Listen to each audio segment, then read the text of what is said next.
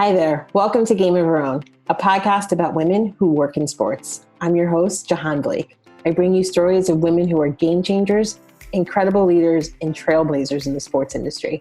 You will get a behind-the-scenes look of how they navigated their journey, valuable lessons they learned along the way, and advice for high-achieving women just like you. I'm excited you're here. Let's do this. Hello. I'm glad you've joined me today. You've asked, and I've heard you loud and clear. You want to know, how do you effectively network?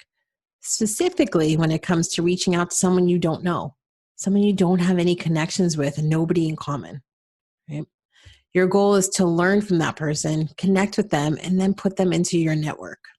So I get the question a lot, how do I make the connection? How do I get that person to say yes to talking with me? When we start to dissect networking, there are so many paths that we can go down. Today, we're going to spend the next 15, 20 minutes talking about how to get someone you've never met, someone who has no idea who you are, to say yes to meeting with you. This is for all levels. I've been in the sports industry for 18 years, and I'm still connecting with people I've never met before. I love expanding my network. It has a direct impact on my career growth. It has a direct impact on my business.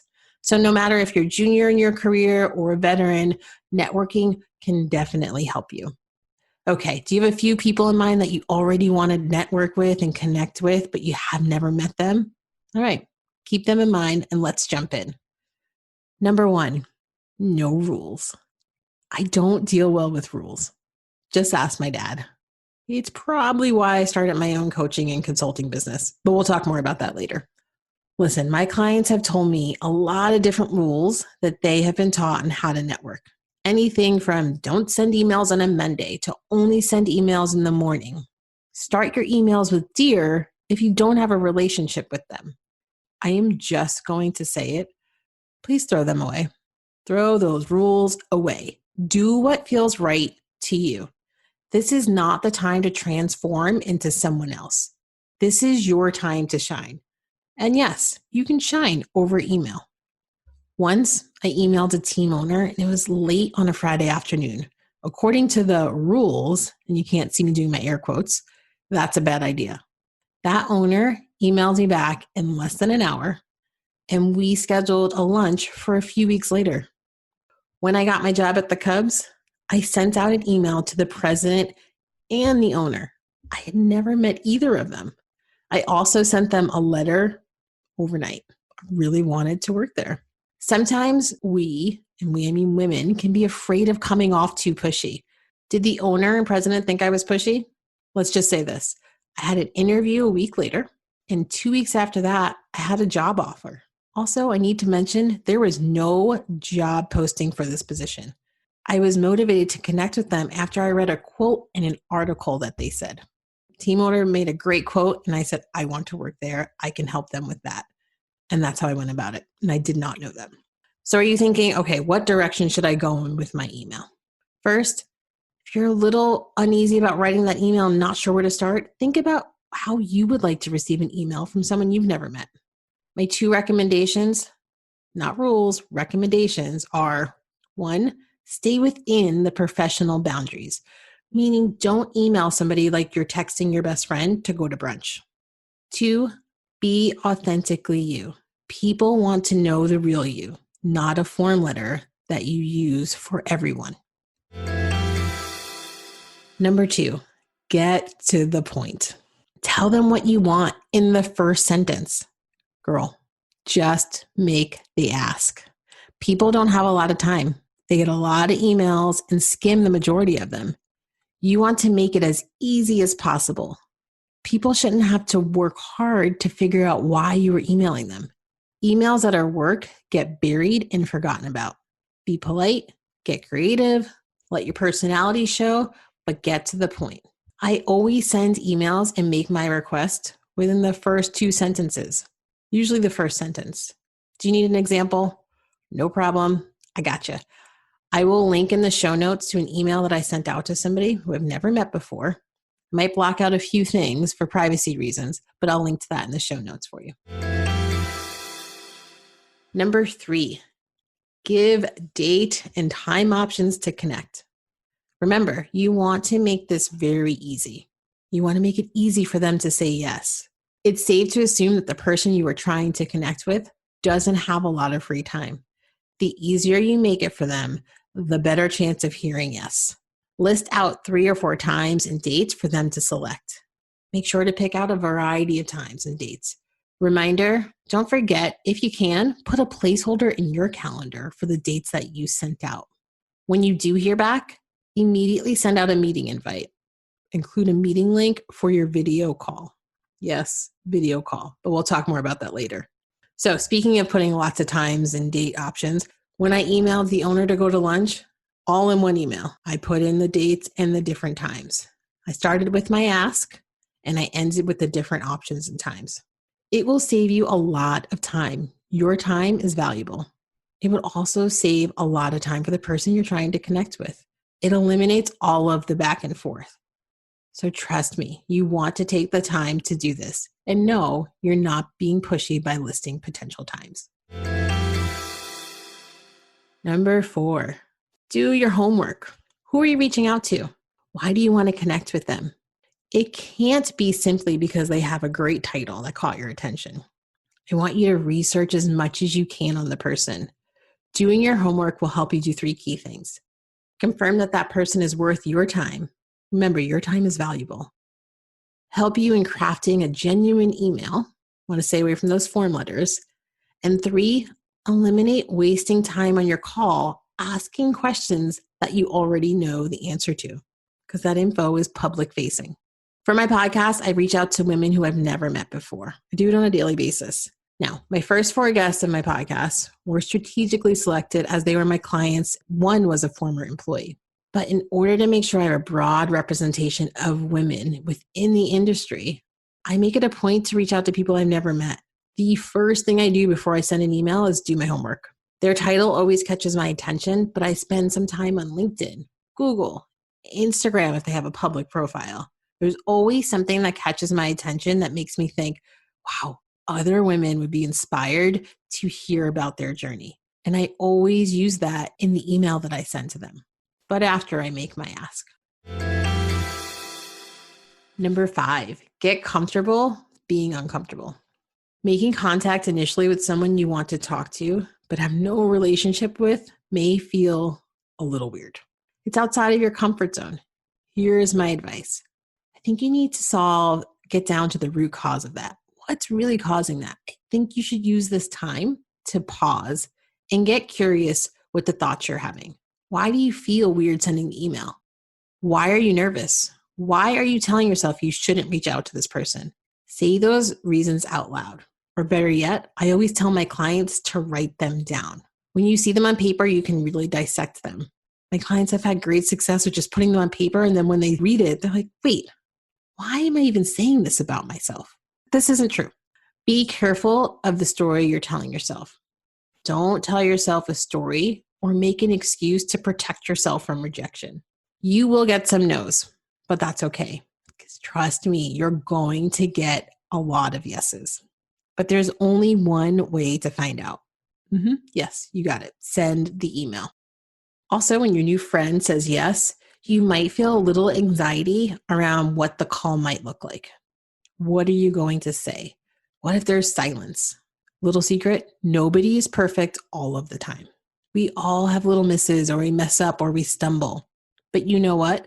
Once we have a miss, we learn from it. And that's how we grow. That's how we become the best versions of ourselves. So remember, give yourself a little grace. Also, when the call's over, take a minute. Quickly jot down what went well and what you would do differently next time. I'd recommend making this a habit for a lot of things that you do in your career. Interviews that you have, meetings that you lead, team meetings that you have, whatever it can be, just jot those things down. What went well and what were the misses? What would you do differently next time? My clients do this and they end up creating a playbook for themselves. I also did this. Trust me, it will come in handy as you grow in your career. Number 6, video calls. When you can, do a video call. I'm not kidding. Do it. Do you trust me? If you're shaking your head no, I'm going to need you to take a leap of faith and trust me. Better connections are made when you can make eye contact, when you can put a face with a name, when you can read social cues, when you can see how things that you say land with the person you're talking to. Yes, I know video calls can be awkward if you're not used to them. I did not enjoy the first one I had, mainly because the person didn't tell me. I think that's also a note. You should give people a heads up. But what I did after that was I started practicing. And you want to practice with an old colleague, a boss, or somebody, right? You can even practice with me. Also, hide your self view. That way, you're only looking at the person you're talking to. And then you're not concerned with how you look on camera or if you look awkward. Trust me, it was a game changer when I figured out I could hide my self view. So I use Zoom for all of my video calls. They have a free option with some limitations, but the last time I checked, one-on-one Zoom calls are free. Once you get comfortable with being on video, you can take it to the next level. You can send your request via video.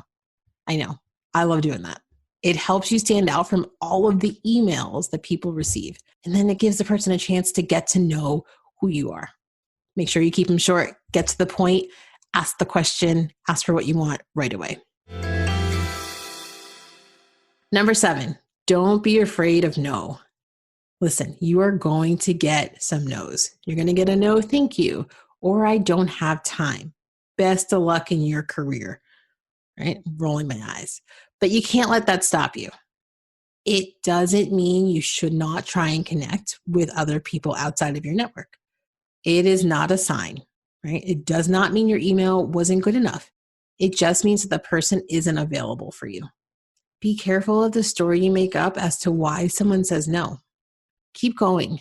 Keep working on expanding your network. I'm telling you, you're going to meet the right people and they're going to be connectors and they're going to want to connect you with other people. So be kind to yourself, be patient, but keep going. Number 8, no response does not mean no. Girl, I'm going to need you to follow up. I encourage you to do it. You know why? People are busy and emails get lost. How many times have you had an email get lost in your inbox?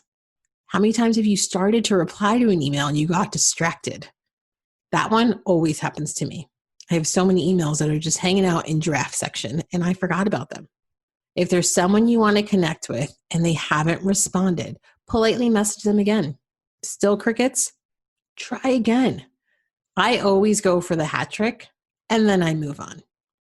Or I might try to think of another option, maybe another email. If it's on LinkedIn, I'll try to get their email address. But remember, there are no rules. So do whatever you believe falls within the professional boundaries. A woman who I've never met sent me a message on LinkedIn. She asked to meet with me. And of course, I wanted to meet with her because that's what I do. I love meeting with women in sports. I got the message on a super busy day. And 3 weeks went by before I remembered that I had unanswered emails in LinkedIn. Well, I went to look on LinkedIn and I can't find it. I must have accidentally deleted it. So I'm hoping she emails me back or sends me another message via LinkedIn. Perhaps she's a fan of this podcast and hears this message and she knows to reach out to me.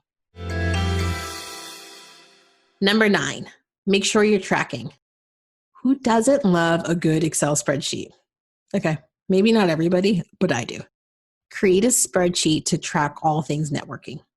It's really easy to remember in the moment, but when you're 2 weeks out from a conversation or an email that you sent out, you might not remember all the details. Some key items to track. You want to track action items. Just little things you want to remember. Last time you followed up. Some key takeaways from an email response you might have received.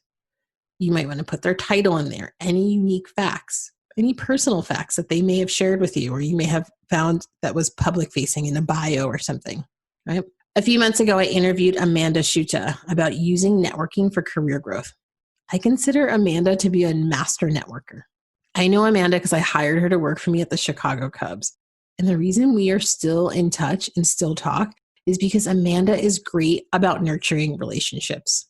She always checked in, even when she left Chicago to move to New York City. She always touched base. So I will link that interview in the show notes for you. And Amanda spent some time talking about how networking has helped her career growth, but she even shares how every job she's had is a result of networking.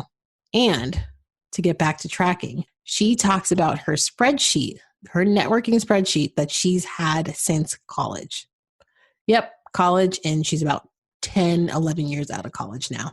So I encourage you to listen to my interview with Amanda. Number 10, listen. I encourage you to actively listen. I encourage you to listen without judgment. Listen without thinking about what your next question is going to be. Don't be afraid of the pause. When you're actively listening to someone, you're naturally going to have questions about what they said. It's okay to have some questions written down ahead of time, right? And for those of you who are new to networking, I encourage you not to read those questions off a piece of paper in a robotic format. Practice, practice, practice. Get them ingrained in your mind so when it's time to ask the question, you can just easily rattle it off. One of my favorite techniques is to repeat back what I hear. Right? Wow, you spent 10 years traveling the world to do work for the Olympic Committee? That's incredible. I'm just trying to process the magnitude of that. 9 times out of 10, that person will expand more on that point. It's a great way also to transition to the next question that you have. What do you think? Were those 10 strategies helpful for you? Some of them you may already do. I encourage you to use as many as you can to expand your network. Can you get started now? Yeah, I think you can. I have a question for you. Do you think there's someone who might benefit from hearing this episode? Would you do me a favor? Please share it with them. It is my goal to help women in the sports industry achieve the career they've always dreamed of having. I appreciate you sharing. Bye for now, and I look forward to talking to you next week. Thank you for listening. I would love to stay connected with you. You can follow me on Instagram at Jahaan Blake, and don't forget to subscribe to this podcast.